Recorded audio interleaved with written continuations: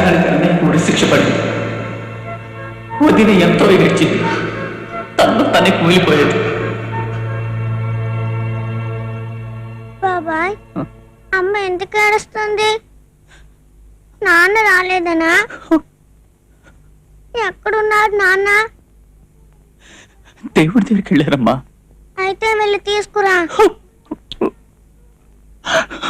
నువ్వు కూడా ఏడుస్తున్నావు ఎందుకు?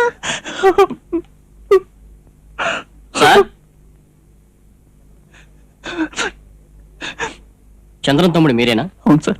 రేపు ఉదయం మెన్నయ్యను ఉరి తీస్తున్నారు. పోస్ట్ మార్టం అయ్యాక ఆ శవాన్ని మీరు తీసుకెళ్ళచ్చు.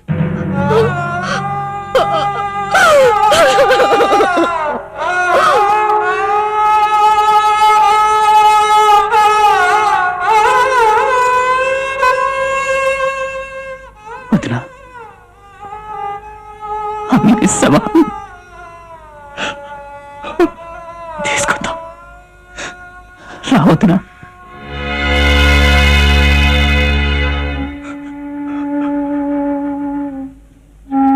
ఎక్కడికి వెళ్తున్నావు? నాన్న తీసుకురావడానికి. అయితే నేను వస్తాను. వద్దమ్మా, నువ్వు రాకూడదు. నువ్వు ఇక్కడే అమ్మ దగ్గర ఉండు, నీ వెళ్ళి తీసుకొచ్చేస్తా.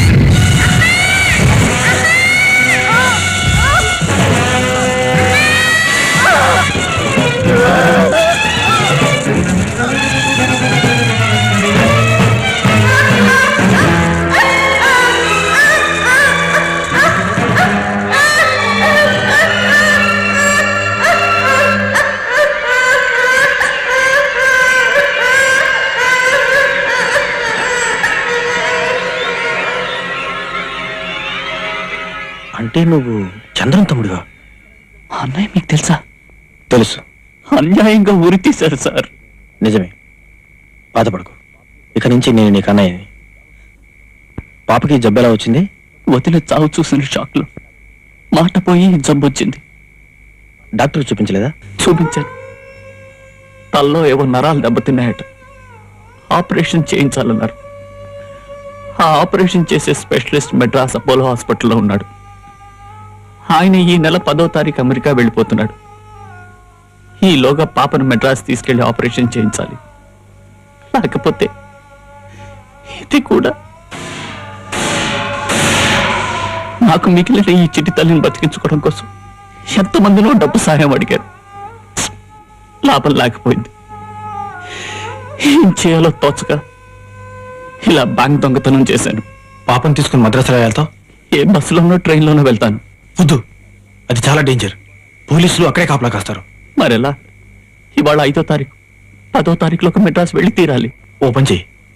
విపి రావ్ అని విబిసి కంపెనీ ఎక్స్పోర్ట్ ఓనర్ నాకు బాగా తెలిసినవాడు. రకరకాల వ్యాపారాల మీద అతని లారీలు మద్రాసు వెళ్తుంటాయి. నేను చెప్పానని చెప్పి అతని లారీలు మద్రాసు ఎప్పుడు వెళ్తున్నాయో కొనుక్కునరా. వాటిలో వెళ్తే నేనెవ్వరూ పట్టుకోలేరు. వెళ్ళరా. మద్రాస్ ఏం కర్మ, అండమానే తీసుకెళ్తా. కాకపోతే కాస్త గుస్తో ఖర్చు అవుతుంది. బస్కైనా 200 అవుతుంది కదండి, ఆ డబ్బులు మీకు ఇచ్చేస్తాను. 200 చాలా ఎక్కువైపోతుందేమోనయ్యా. అంతెందుకు గాని ఓ 50,000 కొట్టించు. అలాగండి. 50,000 సార్? నా దగ్గర అంత డబ్బు లేదండి. చూడా అపోర్ట్ అంటే నేను ఎక్స్పోర్ట్ వ్యాపారమే కాదు, చోరీ వ్యాపారం కూడా చేస్తాను. నాకు టోకరీ లేవు. నువ్వు 420 గాడు బ్యాంకులో 5 లక్షలు కాజేయడం, ఆ శుభవార్త టీవీలో చెప్పటం, నేను వినటం అన్ని జరిగిపోయి. అబద్ధం సార్, నేను కొట్టేసిన 18,000 చిల్లరే. కథలొద్దు. ఇంతకీ 50,000 ఇస్తావా ఇవ్వవా? అంత డబ్బే ఉంటే ఏ పాత లారీ కొనుక్కుని దాని మీదే వెళ్ళివ్వండి. నీ దగ్గరికి ఎందుకు వస్తాను? సర్లేండి, నేను వేషం మార్చుకుని ఏ బస్సులోనైనా పోతాను. ఎక్కడికి రా పోయేది? సార్, ఇది చాలా అన్యాయం అండి, చాలా దారుణం అండి. దారుణం కాదురా, వ్యాపారం. ఆ 420 గాడి 50,000 తీసుకొస్తేనే నిన్ను వదులుతావు. చచ్చినట్టు వాడు రావాలా, లేకపోతే నువ్వు పోలీసు వాళ్ళ చేతుల్లోకి పోవాలా? దొంగ బిడ్డ, నన్నిటిలో ఎంతసేపు ఉంచెదవు? మేము ఇక్కడి నుంచి బయటికి వెళ్లే వరకు. ఏయ్, వచ్చింది మావాడైతే ఓకే, పోలీసులు అయితే నాకేం తెలియదని, మేము ఇక్కడికి రాలేదని చెప్పాలి. తేడా వచ్చిందో తెల్లారేసరికి నీ శవం పిట్లో ఉంటుంది. పిల్లో.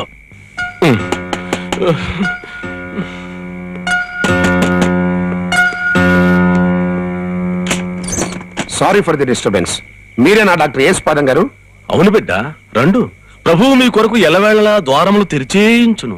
అల్లూలోయ మత్తయి సువార్త. God is great. ఆమెన్. బిడ్డలారా, ఏమి మీ రోగములు? పొద్దున్నే లెగిసి లెగ్గాన కడుపులో దేవేత్తదండి. మాకే రోగం లేదు కానండి, గొడ్డుల్లా ఉన్న మేము మీకు బిడ్డలా కనిపిస్తున్నామండి. అవును బిడ్డ, మనమందరము దేవుని బిడ్డలము. వచ్చిన విషయము చెప్పుడి. అదే బ్యాంక్ దొంగతనం చేసిన ఇద్దరు దొంగనాయాళ్ళు ఇక్కడికి వచ్చినారు. వాళ్ళకు నువ్వు ఆపరేషన్ చేసి దాచేసినావు అని నేను అంటాను. నువ్వేటంటావు? ఇచ్చటకు రాలేదంతును బిడ్డ. ఎవరో రారని మనకు దొరకరని నాకు ముందే తెలుసు. నీ చేతిలో నా జెర్రి కంట్రీ గురించి ఏం తెలియదు. నీ అబ్బా ఇన్స్పెక్టర్ నేను ఇక్కడ ఉండగా నువ్వు ఎంక్వైరీ మొదలెట్టేవిడ్రా. Come on search. ఇది చర్చ్ కాదు సార్, ఆసుపత్రి. మా ఆసుపత్రి ఏం కాదు. కాదండి, ఆసుపత్రి. నీ అబ్బా సెర్చ్ అంటే ఆ సెర్చ్ కాదురా, కింద మీద ఎతికే చర్చ్. కమాన్. ఇయ్యా.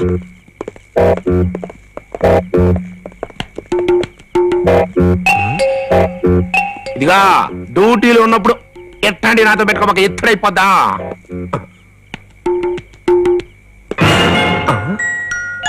ఎవరి పాప? ఎక్కడో చూసినట్టుగా ఉందే. కాన్వెంట్ లో అయి ఉంటుంది సార్. నువ్వు సెర్చ్కి పదా.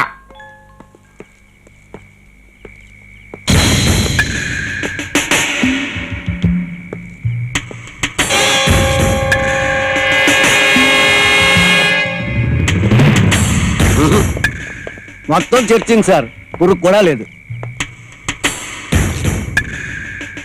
చూడండి డాక్టర్ యేసుపాదం గారు,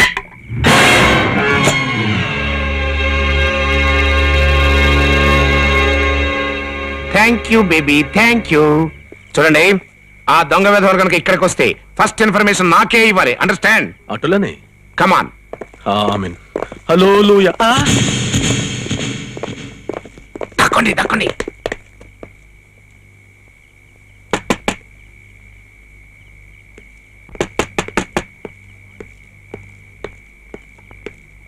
మా బాస్ మీకు లెటర్ ఇమ్మన్నాడు. ఆ పారిపోయేదెవడు? ఏమో. ఏంటి లెటర్? యేసుపాదం గారికి వచ్చిన లవ్ లెటర్ ఏమో.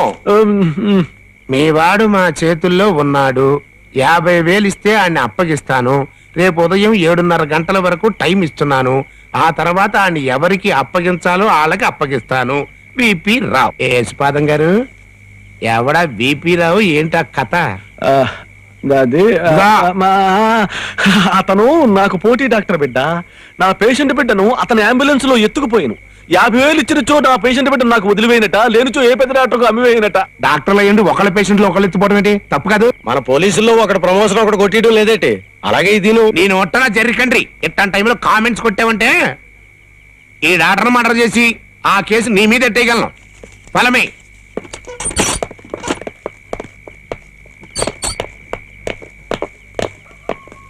కోస్తాం తాగండి. నా నెత్తి మీద ఏటుండాలా?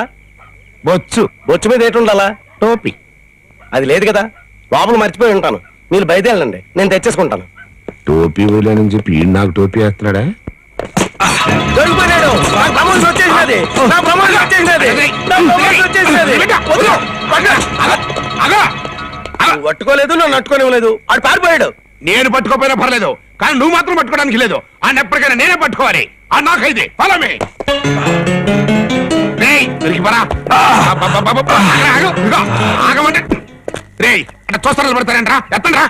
ఏంటి మిమ్మల్ని బియ్య బత్తలాగా ఉన్నారు? నా వల్ల ఏంటవుతుంది బాబు? రే బండడా, నువ్వన్నా ఎత్రా. అవతల ప్రమోషన్ పారిపోతుంది. ఎత్తు ఎత్తు. ఎత్రా కొంచెం ఎత్రా.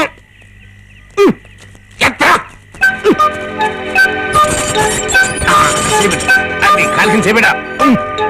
అది కొంచెం కొంచెం కొంచెం కొంచెం కాలుతో. అది పైకి. అమ్మయ్యా. తమరు ఇంకా గోడ దూకిలేదేటి? లేదురా, ట్రై చేస్తున్నా. నువ్వు ఇట్ట వచ్చావురా? గాడీస్ గ్రేటు, పక్కనే గేటు. మరి ఆ సంగతి నాకు చెప్పచ్చుగా. నేనా? మీకా? అయ్యో బాబోయ్, తమరు గొప్ప బ్రెయిన్ ఉన్న ఎస్ఐ గారు. సినిమా హీరోలాగా ఈర లెవెల్లో గోళ్ళు మేళ్ళు దూకేసి నాకంటే ముందు పరిగెట్టేసి ఆ దొంగలు పట్టేస్తాననుకున్నాను. అనుకుంటావురా, నువ్వు కావాలనే అనుకుంటావు. ఈ చేతిలో నా జర్రి కంట్రీని. అమ్మయ్యా దూకేశారా? మేము దర్జాగా గేట్లోంచి వస్తామండి.